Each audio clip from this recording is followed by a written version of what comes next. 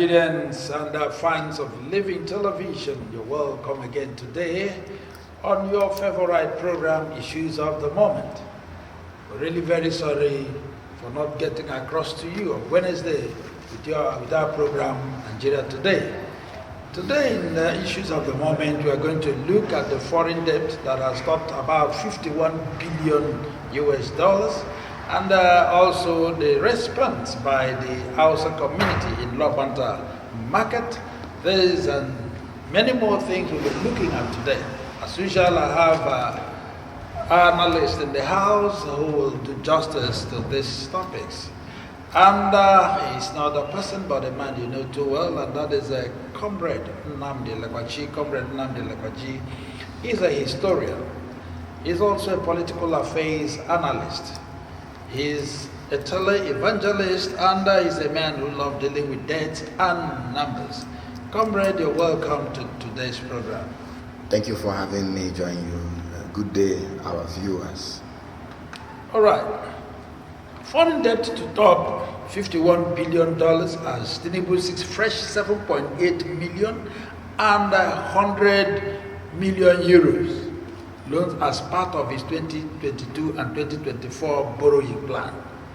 And Nigeria's foreign debt as at June, we know 2023 was put at $43.2 billion, while domestic debt is put at 54.1 trillion naira, bringing public debt to 113.4 trillion naira.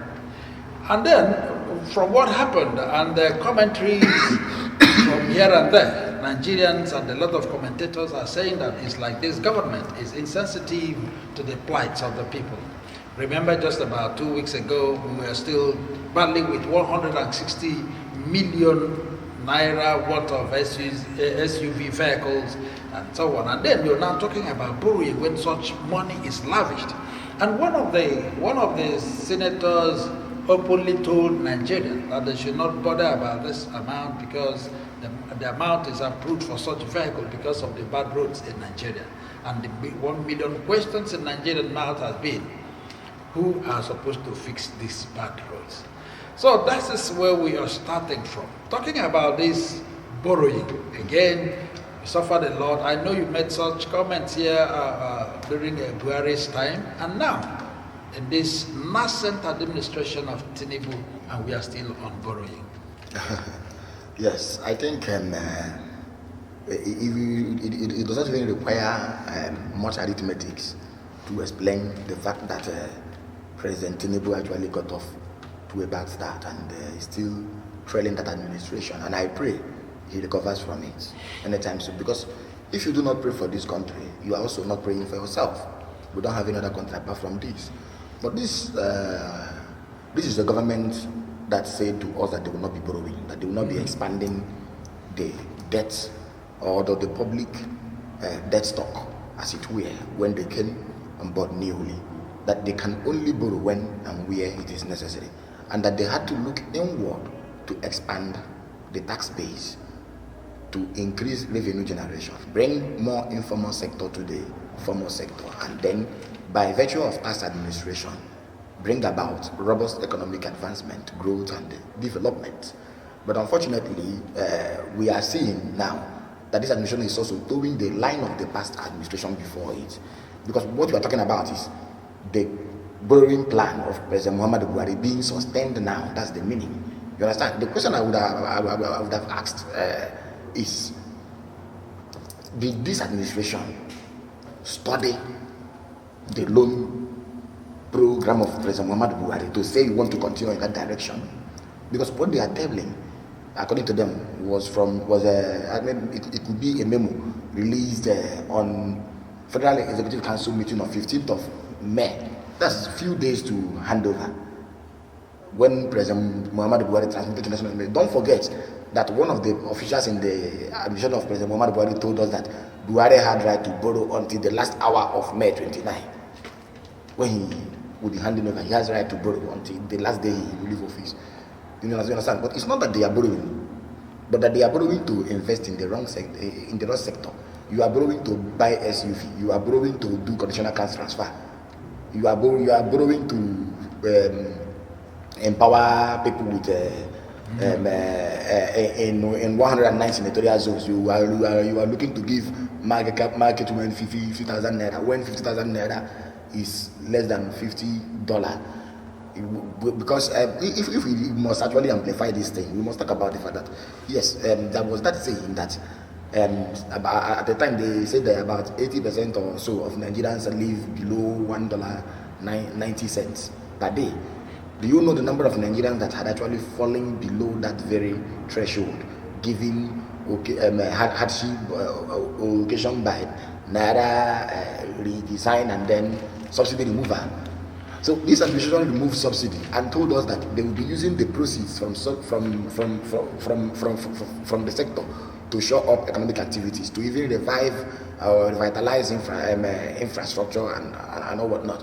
But now look at it, you see, it is unfortunate. I think some time ago the IMF warned Nigeria, telling Nigeria that the international financial market is shrinking, given global experiences we are witnessing or what we are witnessing, that the loan may no longer be available as it used to be.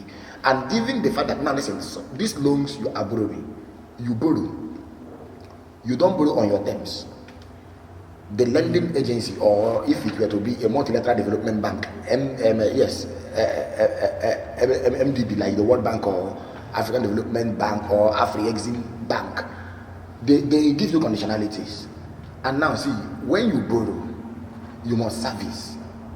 And the problem is that when you are borrowing and there is clear deficit in balance of payment, your currency is depreciating. You are still paying the initial plan, which means you are also devaluing your own economy to a great extent. So these are the things we have to look at. Now we ask ourselves, do we not have such creatively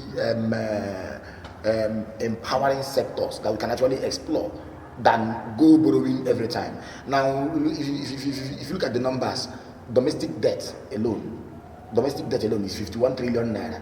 That's if you add CBN ways and means advances and other loans we've actually taken domestically, 51 trillion naira. Because 54.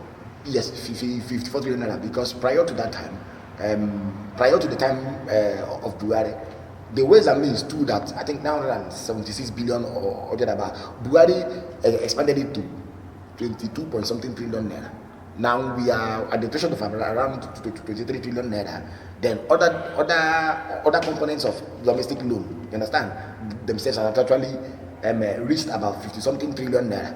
Now your foreign debt is 43 billion, and you are looking to borrow 7.8 billion dollar now, which means you will also be increasing it by 51.4 billion, I think. Now the question is, who is going to even pay or who is going to amortize? That's it. It is the future of generation unborn that we are talking about, because some of these loans, if you look at the conditionalities, they are 20-year program, 10-year program. It depends on the package. You see that the people who are borrowing are not even those to pay.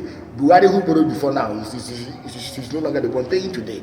So the question should have been what they could do inwardly to better the lot of the Nigerian economy, improve upon it, and then, you understand? And then even if there is need to borrow, see, every country borrows. America is indebted, China is indebted, but the problem is when you look at your debt service to revenue ratio, you see it's about 9. Our own is over 70%. Which means we are using over 70% of our revenue to service debt. As at June of last year, according to the DMO, that's Debt Management Office, it said debt service to revenue ratio is 73%, which means we are using about 73% of our revenues to service debt. Then if you look at debt to GDP ratio, that one is about 38%. You understand what I'm saying now? So yes, we may be saying that we are still within the sustainable pathway, but then it has to be managed, and managing it does not actually require you borrowing more.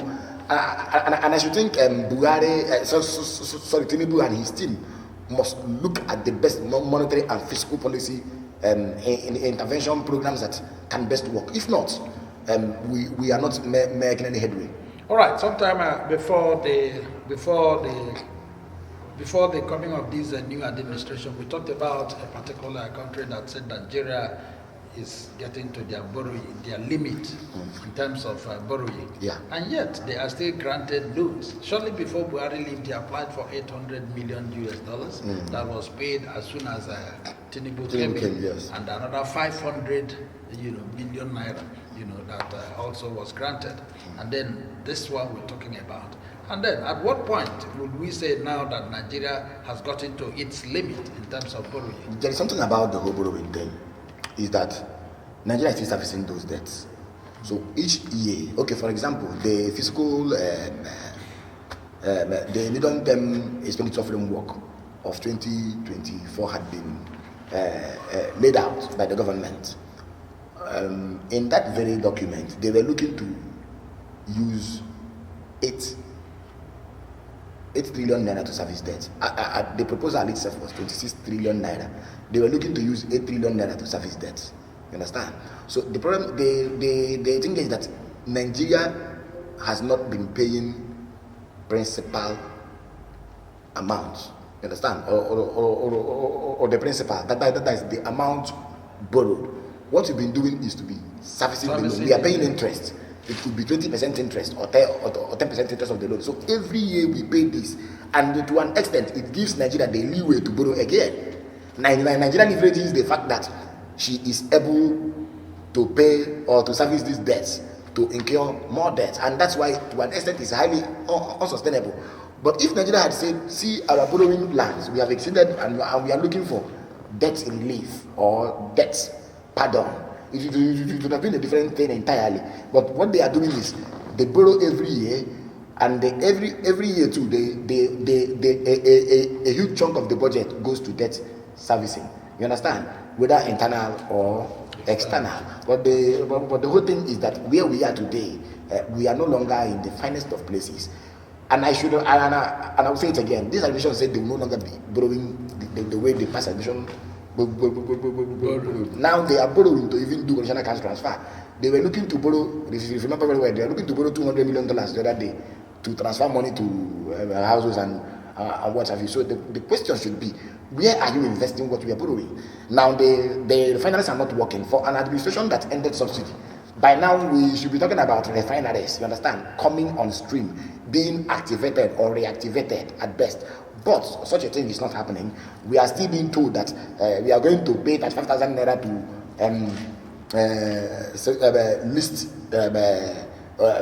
list civil servants in the country for 3 months. Then after 3 months, if inflation does not let up, what will happen? Now, see the number. In this country, we are suffering. This very policy can actually occasioned what you call cost push inflation. Not even the one we know as demand push inflation. This one is cost push inflation, where the cost of production is now high because the importation itself of raw materials had become problematic due to lack of foreign exchange liquidity. In the foreign exchange market, there is no liquidity. The implication is that the producers who need these raw materials will do what? Change naira to dollar to buy, and it will affect the cost of production. You understand? And then even operating cost is now a huge task. And then if you look at the ease of doing business index, I think in Africa, Nigeria was ranked, was it either 34th or something? I can't remember. Then if you look at all these things, you need to ask yourself, which foreign investor can come to Nigeria at a time like this when her economy is not stable, her currency is relatively weak? Then also, it's also a message, a signal to the lending agencies, both multilateral development banks, the MDBs, international financial institutions, all of them, they are aware that your economy is also doing what? Is shrinking. So they may also not be willing to lend the way they used to lend before. So the best alternative now for the government is to begin to look inward. There are a lot of opportunities, there are a lot of areas that are not yet explored, agriculture, solid minerals, what have you. And this administration, mind you, has been talking so tough about it, how they are going to refocus the attention, the economic attention on areas like solid mineral, agriculture, and what have you. But it's not just about talking. It's about having the willpower to execute these policies and to begin to do them earnestly. And doing them also involves fighting corruption. But that's where I have a problem with this administration. I do not know its own campaign against corruption, the nature or the stature or how it would look like. So it is in their interest to have a relook and a rethink. If not, by the end of 4 years, when President Tinubu will be finishing office, yes, we'll be having a serious economic quagmire. All right. And now looking at the economy, just like you rightly mentioned, a commentator once said with this new borrowing plan, that is now doubting the possibility of this present administration to ameliorate the sufferings of the masses. Because with this level of borrowing, at what point, and when will this amelioration take place? Yes, that's a serious question if you ask me. A serious question because that comment there, it has to be situated in the right context. And I said, if you were borrowing to build infrastructure, let's forget about the conditional cash transfer. Government is saying subsidy, you are removing subsidy. Building infrastructure is already subsidy. You are subsidizing transportation when you build road. When you build electricity, you are also subsidizing the industries and then even the informal sectors. You understand? Now, if you also make refineries happen, you are also subsidizing the rate of production. But what we call subsidy in most cases is different. But now listen, I want to say this, you see, there is no way the government cannot intervene in the lives of citizens.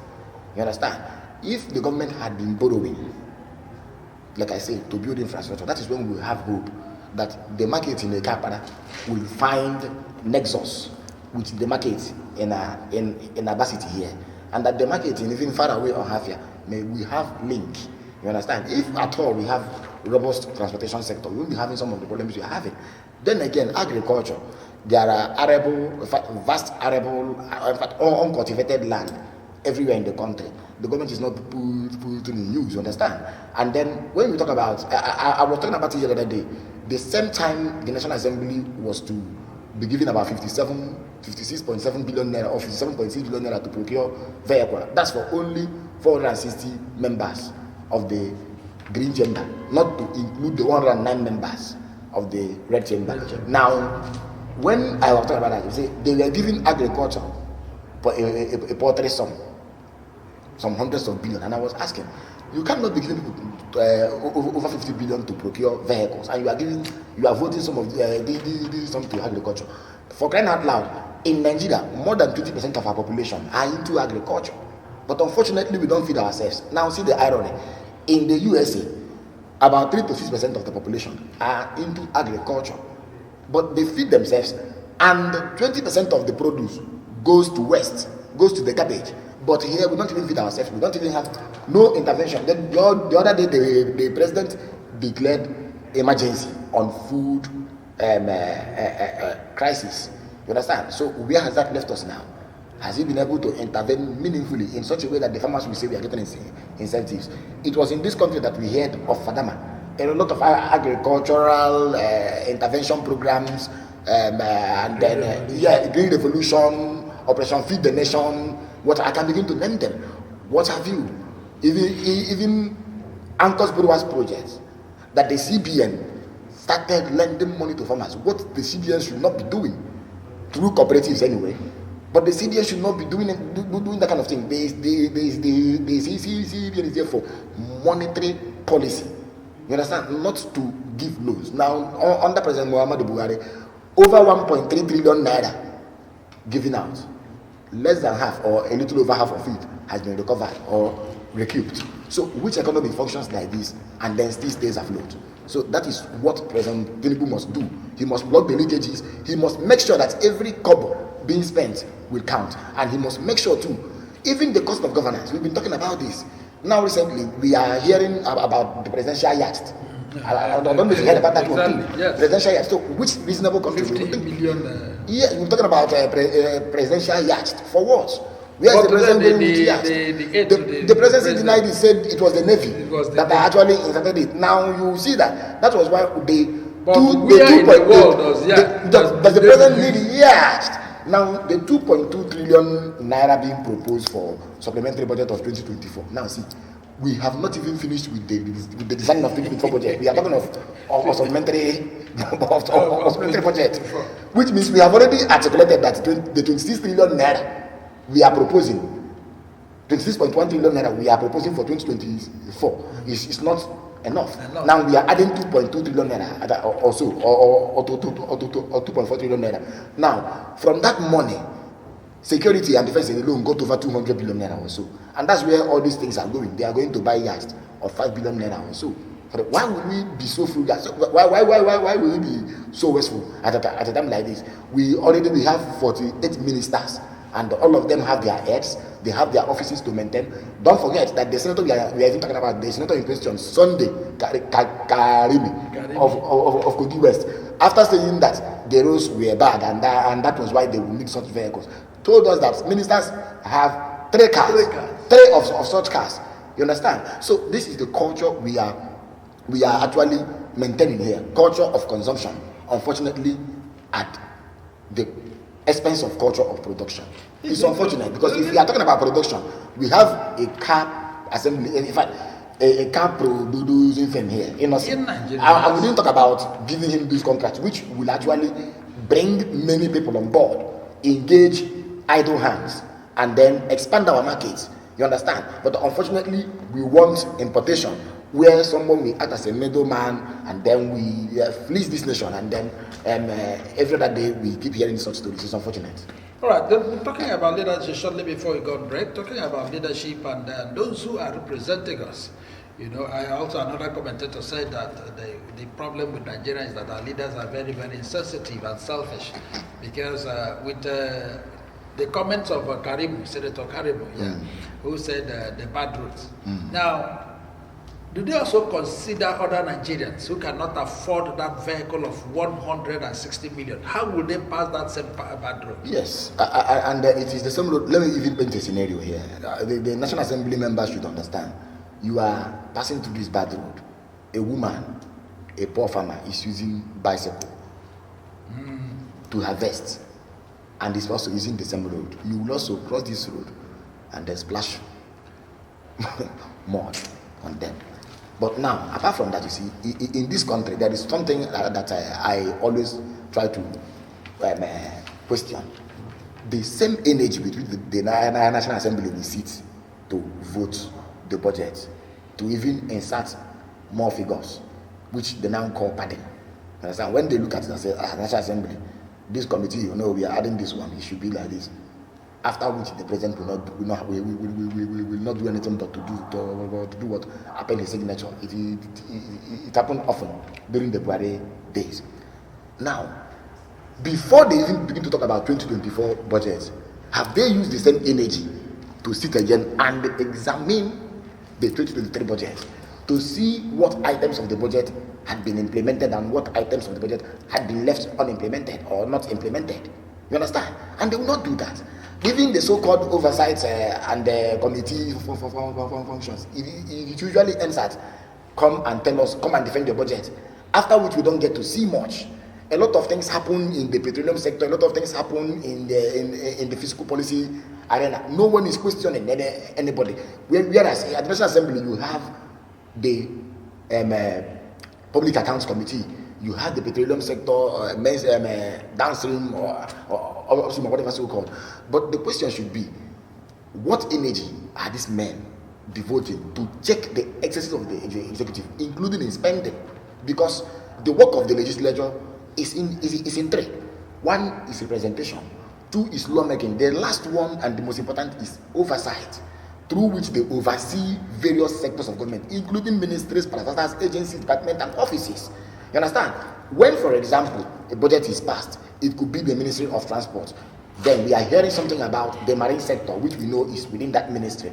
There should be a way the National Assembly intervenes, and it is lack of their intervention that actually allows corruption to thrive. Their lack of awareness. Now, how can somebody come and start telling Nigerians that they are interrogating 2010 to 2023? When turnaround maintenance got a certain amount of money, then they mention dollars. You understand? The question there should be, why do you know what it means? By 2010, we are talking by 2010, we are still dealing with I think the 7th Assembly, and then the 8th Assembly, sorry, the 6th Assembly, and the 8th Assembly came in 2011. Then the 9th Assembly, 2015. Now we have this one. So it's unfortunate. All right, we are going to go on a very short break. When we come back, issues of the moment will continue. Don't go away. Keep watching Living TV. We'll be back shortly.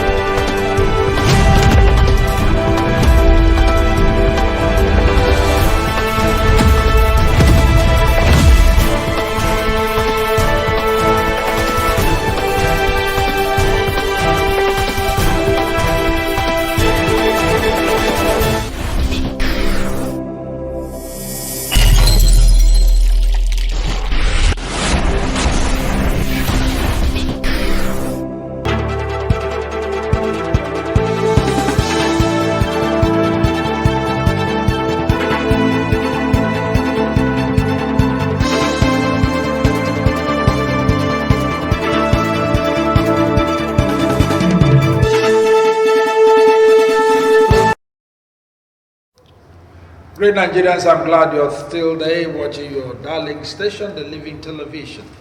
We're still on it, issues of the month. Remember, we just finished talking about the $7.8 billion and then 100 million euros as a loan Mr. President asked the National Assembly to approve. Well, we are waiting, we are watching to see how that one goes. All right, away from that, it is obvious about a week ago you had what happened in Lobanta Market in Umunochi local government area of Abia State, where the governor and his men moved around, destroyed some of the short times, what do I call it, brothels in that market.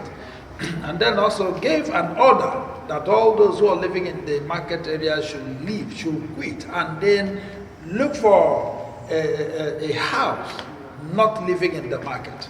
After that, about 70 bodies are right, that were beheaded, were found, dead bodies, and so many skeletons within that place.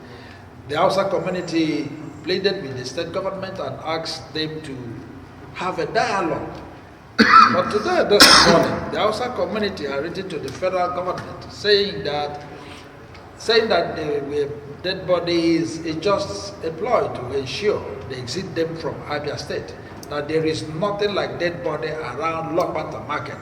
That the governor should come and show them evidence.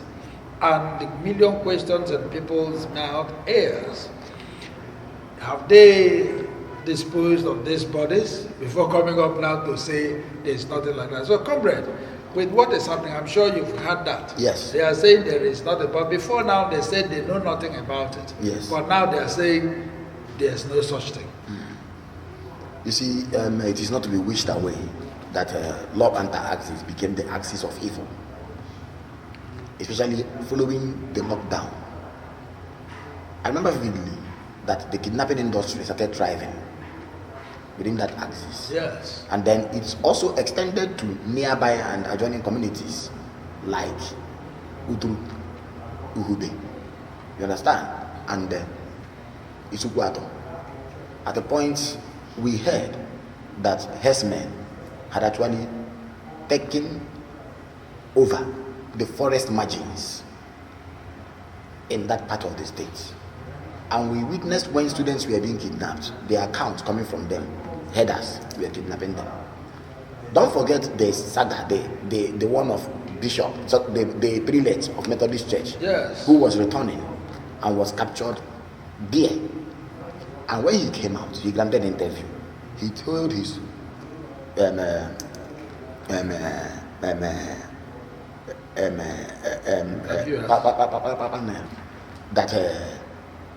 the people who kidnapped him were speaking full-footed. They were full-footed speaking herdsmen. That's Fulani. Yes, that's Fulani language. Full-footed speaking herdsmen. And they had him in captivity. Maybe ransom was paid or something with them. Yes. Then he was released. Then let me say this. Personal experience. My neighbor I won't mention his name, was kidnapped along that road.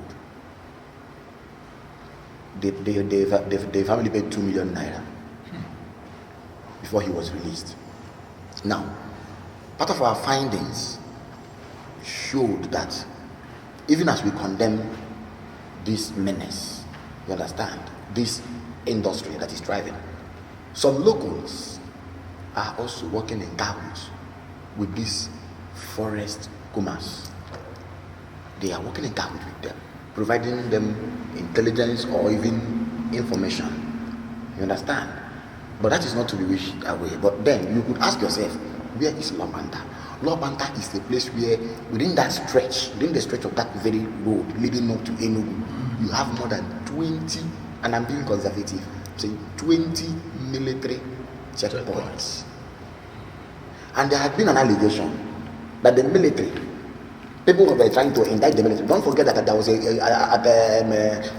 was a time when the Umunochi youth took the laws into their hands. Yeah. They went and sacked the military establishment. They are saying, you cannot be here, and our people are being kidnapped every day. Even the prelate said something like that. Yes, the prelate even indicted the military to an extent. Yes.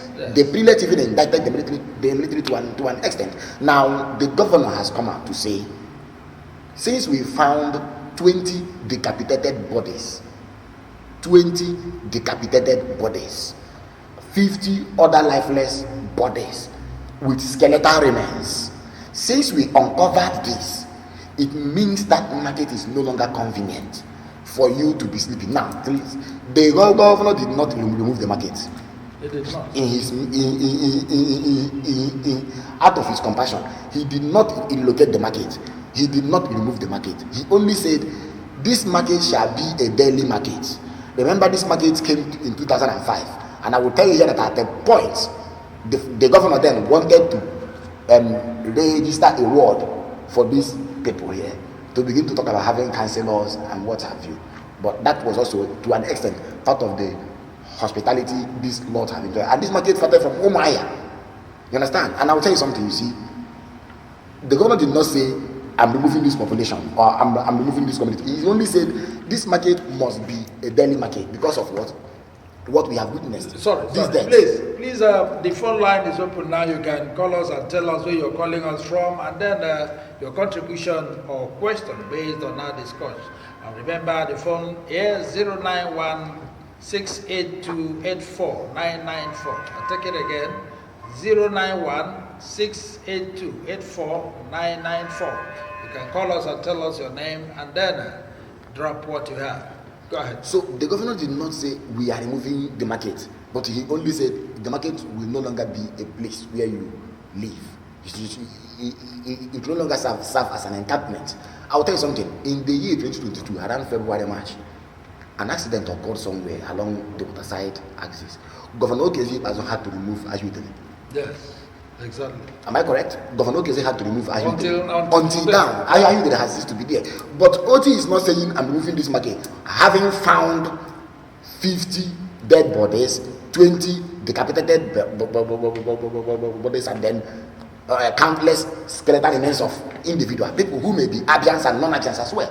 So for the safety and win-win outcome, we want this market to be the market so that the security operation there will now be more robust and more efficient.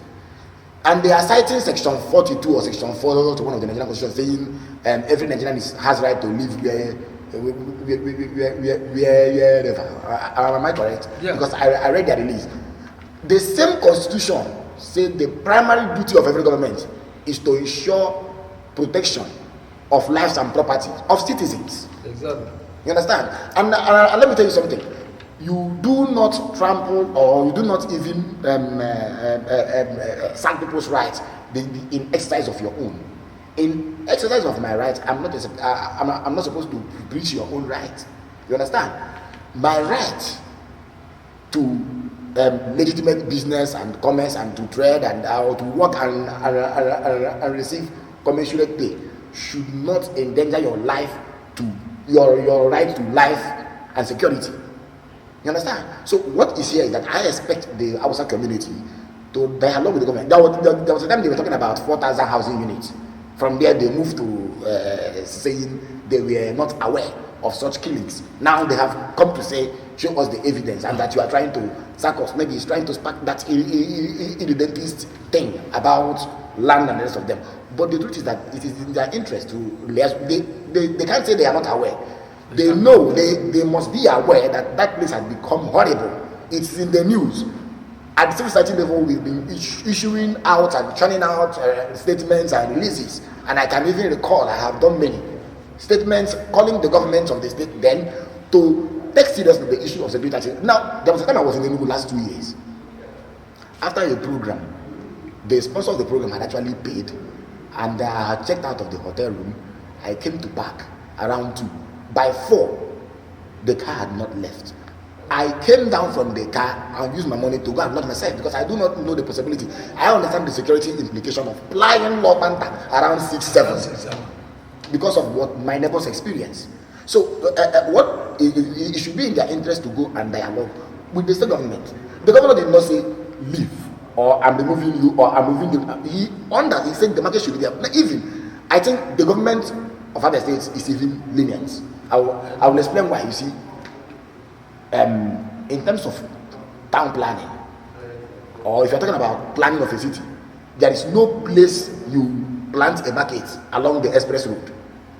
If I tell you the kind of traffic congestion that happens there because of heavy duty vehicles here and there parked at every shoulder of the road, everywhere you see, so it becomes a problem. Now, apart from that, I know that when he was FCT minister, Erofai demolished markets.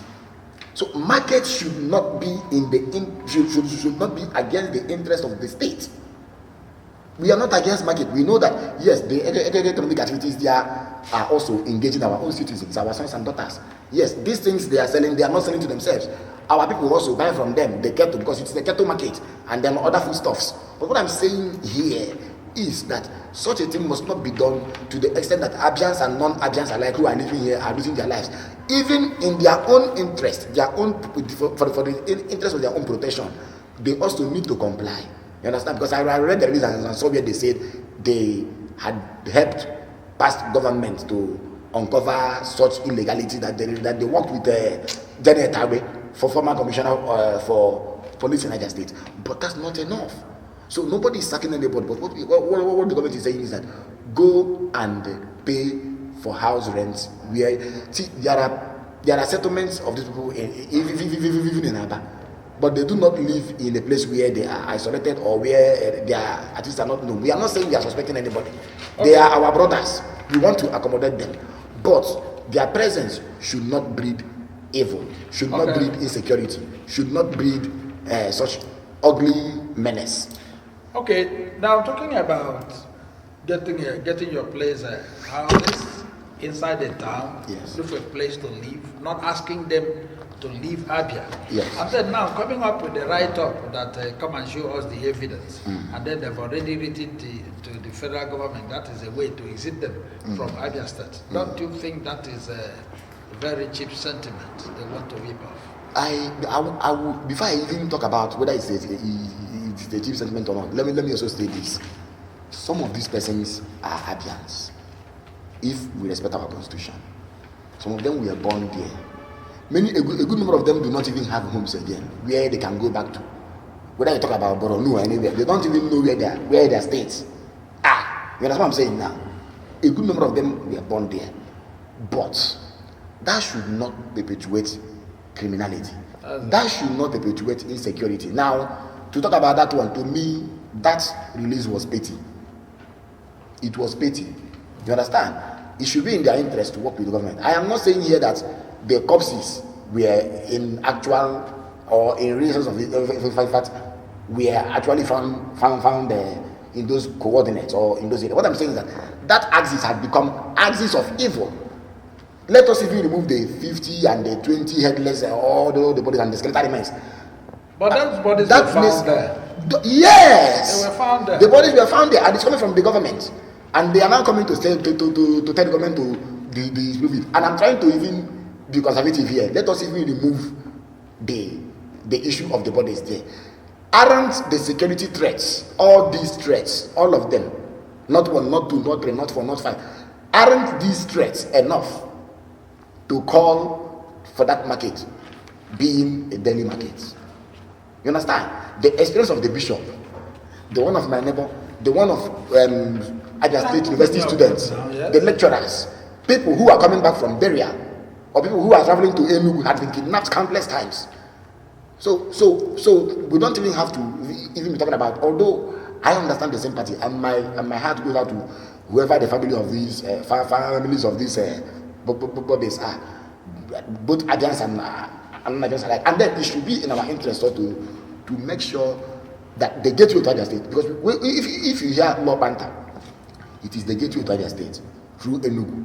If you are coming to Enugu, that is also part of the gateway to Abia State. So it should be in our interest to make sure that we safeguard and secure every corner, so that investors can come in here, business operators or owners of businesses can come in here and then keep investing, so that the ease of doing business, EOB, will not go down. All right. I think the governor of Abia State, Dr. Alex Chioma Oti, is such a wonderful man. With what has been happening there are governors that would have stopped everything about marketing there. Yeah. But he did not stop it. He made it a daily market. I only asked them, we accept the fact that we are brothers. Yes. Go into the cities, get yourself a place, and not living in not that living in this market. Nobody lives in the market. Yeah. The Alaba market, are people living there. Even the ones in and the north. I remember vividly when Fashola was removing some markets that were blocking the road in Lagos. Fashola had to sack markets, and I said here that Erofai, as Minister of FCT, he demolished some markets that structurally went against the FCT planning. And I'm here to tell you that that place was not built to be a market. That law banter was never supposed to be a market in the first place. If you understand what town planning means, express road is an express road.